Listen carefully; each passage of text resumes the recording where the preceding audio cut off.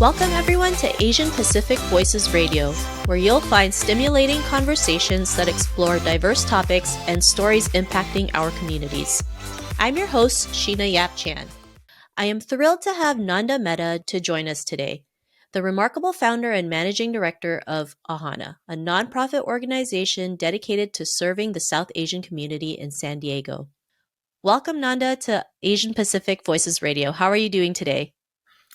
I'm doing very well. Thank you for having me today. Of course. First of all, I believe this year marks the 9th year anniversary of AHAANA, correct? That is correct. Well, congratulations. We appreciate you taking the time to share your story with us today. I understand you are a first-generation Indian American. When and what brought you to the U.S.? I moved to the US because my parents had already emigrated here, and we moved here in 1979 and from India via Africa. So I've been brought up all over the world. So that's what brought me to America.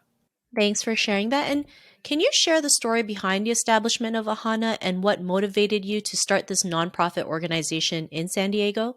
So I have been involved with community service and nonprofits since I was 19, even earlier than that.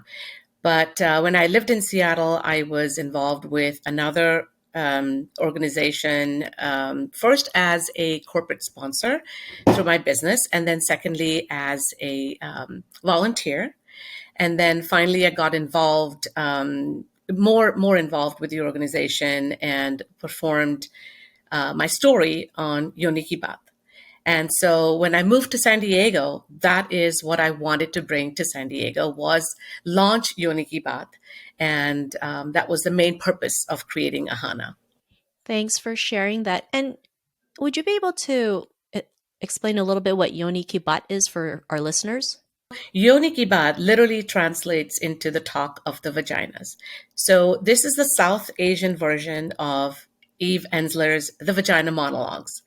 In 2003, some ladies who called themselves the South Asian Sisters in San Francisco approached Eve Ensler and said they wanted to create the vagina monologues in the South Asian diaspora. And they got her blessings. It's a registered trademark, Yoni Ki Baat, and they launched it in San Francisco, which they still do every year. And then a couple of years later, it was launched by another nonprofit in Seattle. And then I brought it to San Diego, and there is one more chapter. I believe it's in Chicago. These are all independent, where we have nothing to do with each other. But the integrity of the story of Yoni Ki Baat, is what was created by Eve Ensler years ago. And AHAANA also offers a program called Empowering Women. Can you provide more details on this program and how it supports women in the community? So a year after Yoni Ki Baat was launched, we created a free networking event for entrepreneurs, cottage industry owners, like, jewelry making, arts, crafts, photography, any of that.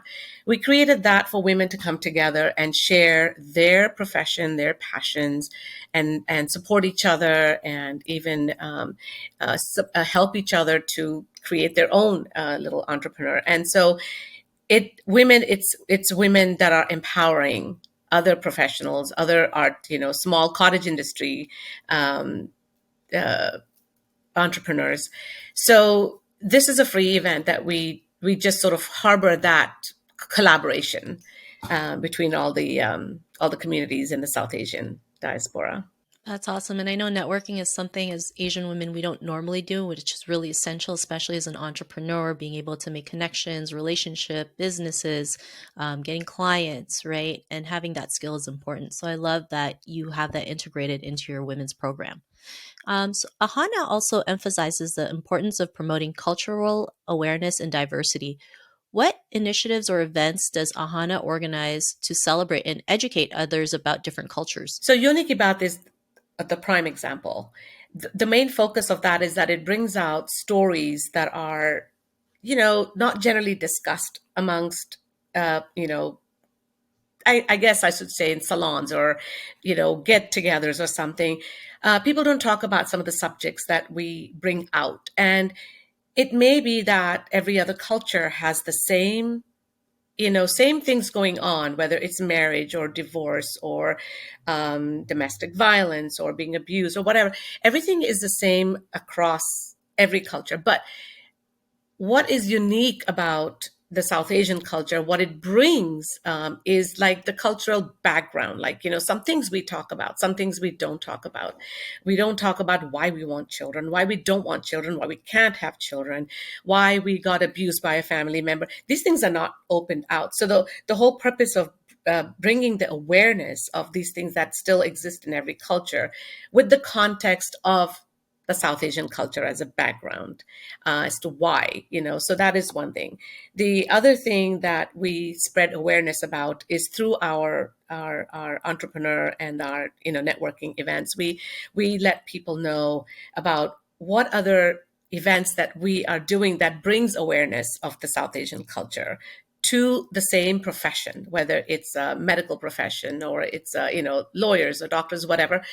It just brings a different cultural context to that profession. So as many events as we can do, which we do a lot, we bring we bring cuisines. Like we share about, we do a spring fling, which is we have a thematic cooking competition. We introduce authors that are South Asian authors that write about things that it matters in the South Asian culture. So these are the different events that we do that brings awareness of our culture. Also, I was just curious, what does ahana mean? Ahana means the inner light, which we all possess and which we must share with others. I love that meaning, the inner light, because we all do have it, right? And sometimes that light gets dimmed because of our culture, society, external factors. But when we remind ourselves that we have that inner light, imagine how much we can accomplish. So I really love the meaning behind it. As the executive director, what are your primary responsibilities and how do you ensure the organization's goals are met effectively? It was started out as a solo act because when I moved here, I didn't know anyone. I had just moved. So starting with, creating a logo, a website or the name and the goals, everything, I started myself. And then now I have an amazing team of board members and committee members and who I call assembly. So it's our general group of volunteers and everyone that belongs to that. My purpose is to make sure that whatever initiatives we have taken on, they are um, divided, with people who have whatever interest they want to get into. If somebody has an interest in helping at the AHAANA festival, which is Yoni Ki Baat and the artist focus, some other volunteers or board members are more interested in the Renaissance Project, which is our another project, or in the Swans Initiative. So it just depends on what they want to do. My goal is to make sure that all of these initiatives are very clear. And if it's clear in my mind, I feel I can explain that to my board and my volunteers and my assembly that this is what we want to accomplish. So it is multifold. I mean, we also have an initiative for South Asian singles. It's a social, it's a fun initiative. That's a different committee. So I oversee all of these committees, but I also pull up my sleeves and, do things alongside with everybody. And that is really what I love to do. I would say I'm a, a male person and the CEO. I do everything in between as well. So, and I enjoy it. Thanks for sharing that. And it's crazy, what you started by yourself and look what it's grown to, right? Having a team, creating a difference, especially for the South Asian community, which is really amazing. So, congratulate. I want to congratulate you on that because that is a big achievement, right? And sometimes we're just so focused on the work that we forget to just celebrate these moments. So, and what are some of the most significant challenges you have encountered while running AHANA and how have you overcome them? As any nonprofit or even a for-profit organization, the idea of you have all these things that you want to do, like how do you accomplish that, right? So you have to make sure that it's clear what you want to do. The challenges I faced, initial challenges, and this is very cultural, is resistance to the word yoni, because yoni means vagina, right? Or the actual meaning is the womb, but because of Yoni Ki Baat, so there's a big resistance in that. And just the fact that it's called Yoni Ki Baat, a lot of people like, oh, I'm not going to that. Goodness knows what they're going to talk about in there. It's that cringe-worthy approach to something that is a natural thing. That it's something that gives birth. It's not something. It's not a. It's a yoni is a four-letter word, but it really isn't. It encompasses so many things. So I did find resistance to that. But once people started hearing what it is, once they come, the next time they bring three other people, and in the surveys that we bring out, it just I encourage people to come to our Yoni Ki Baat presentations. The other resistance that I have found is in our Renaissance Project initiative, which is repurposing, recycling of Indian clothes. Indians cannot, they will be very happy to donate their clothes, but they're new or unused. They find resistance in buying something that was donated. So that's another resistance, in that. But we are slowly overcoming that as well. And so the initial resistance is that, oh, anything new that people are not readily accepting, culturally speaking, is now gaining momentum. And now it's, just by just being out there and just talking about it and spreading the word through not only one-on-one contact, but through all the events that we do, we're gaining traction in now, and then people are more accepting. Thanks for sharing that. I know sometimes when we start something, especially in our culture, there's a lot of taboos, right? But when we can make it, when we can learn to normalize it, then people are more accepting, and kind of like what you did, right? Just keep spreading that word, keep inviting people, and Mhm. then they invite more people, and then it just becomes a domino effect. So I love that you were able to do that. And AHAANA focuses on providing assistance to underserved populations. As you may be well aware, collaboration and partnerships play a crucial role in the success of nonprofit organizations. Can you talk about any key collaborations AHANA has formed and how they have enhanced the impact of your work, especially the programs and initiatives that have been implemented to address the needs of the underserved communities? A few years ago, after AHANA was launched with Yoni Ki Baat, I was asked, which community do you serve? It's great that you have Yoni Ki Baat, right? Like, but who is it that you are helping in our community?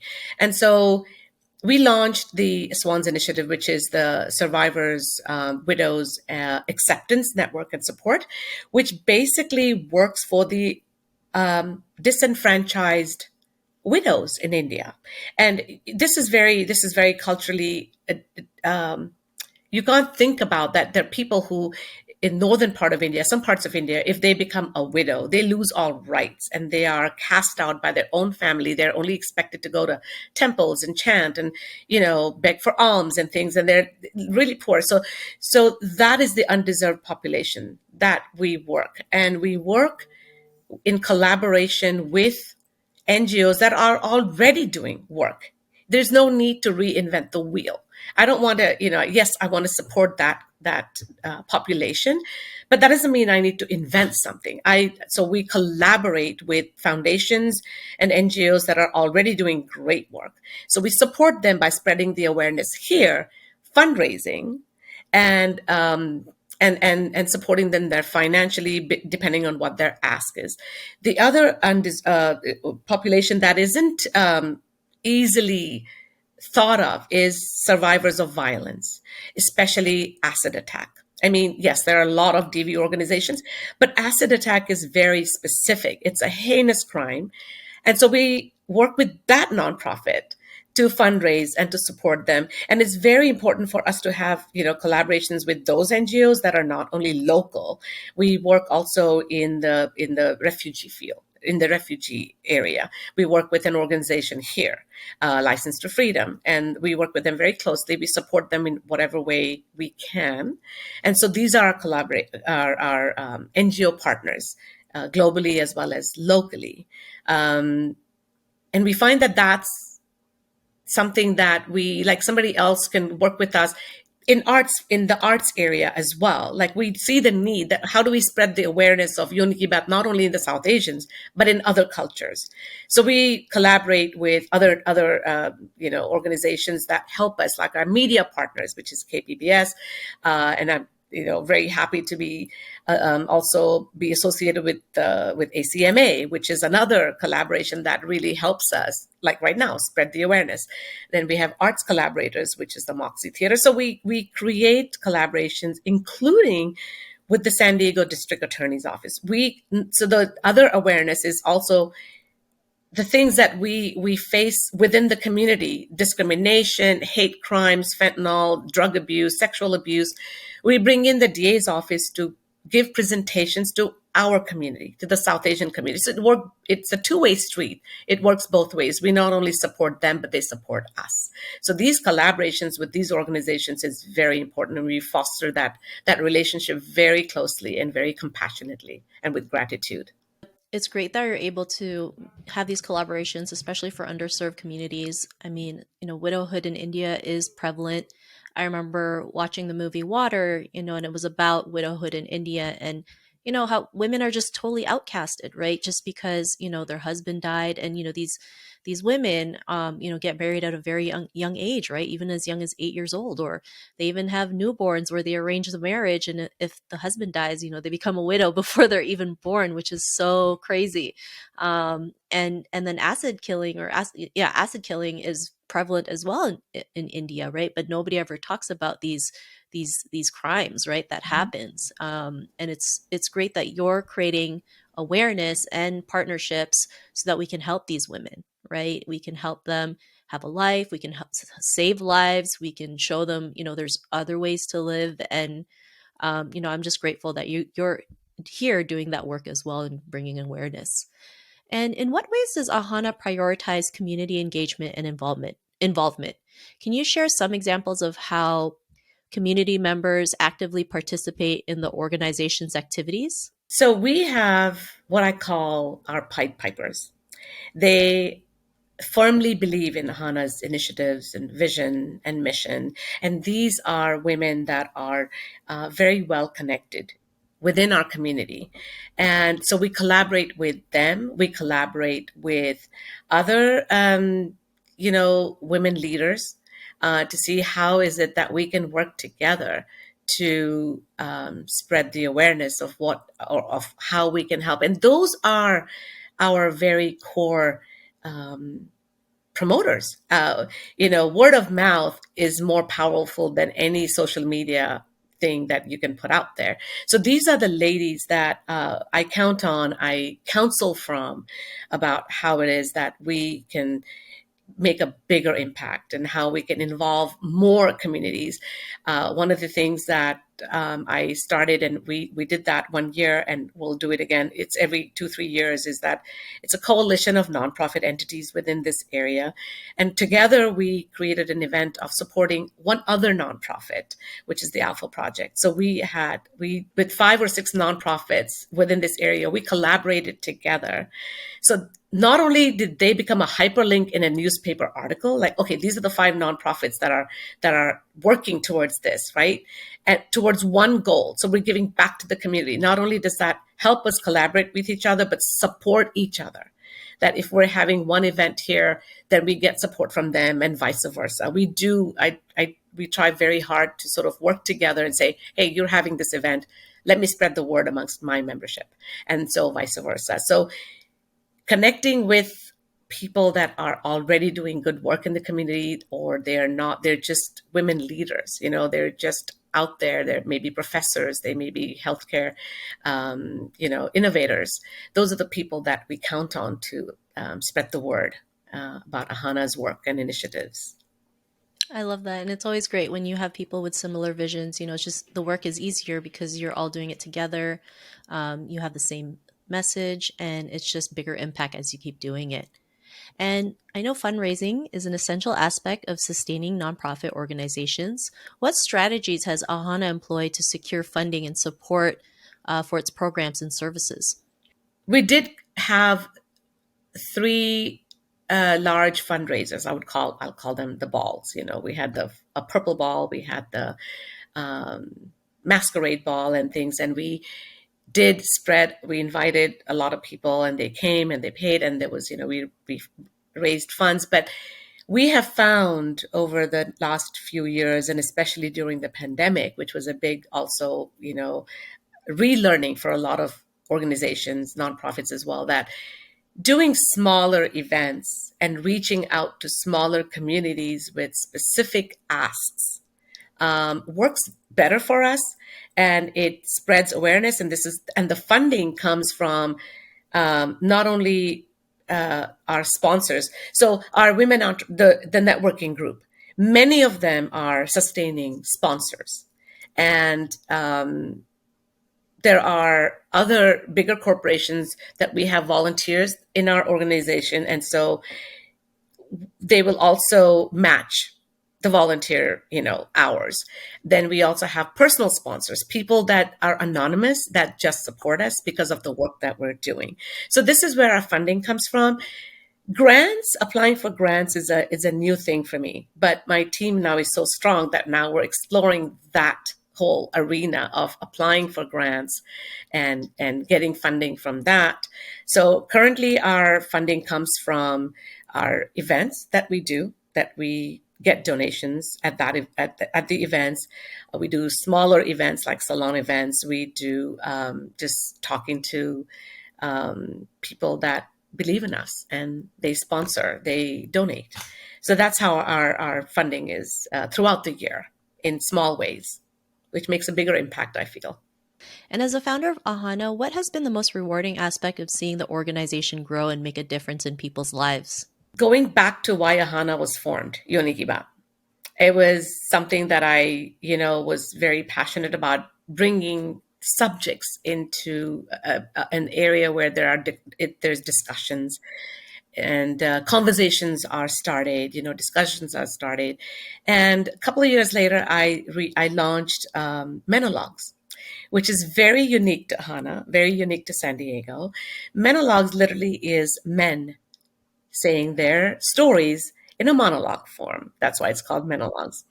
And so I created that space for men as well to share that same stage with Yoni Ki Baat. To me, that's a really big, very satisfying thing. That instinct that I follow, that it has been accepted, so widely accepted, and I see how people now can see that even men can emote on stage, and they can tell their stories just as well as women. So that's a very satisfying part of what I do at AHAANA.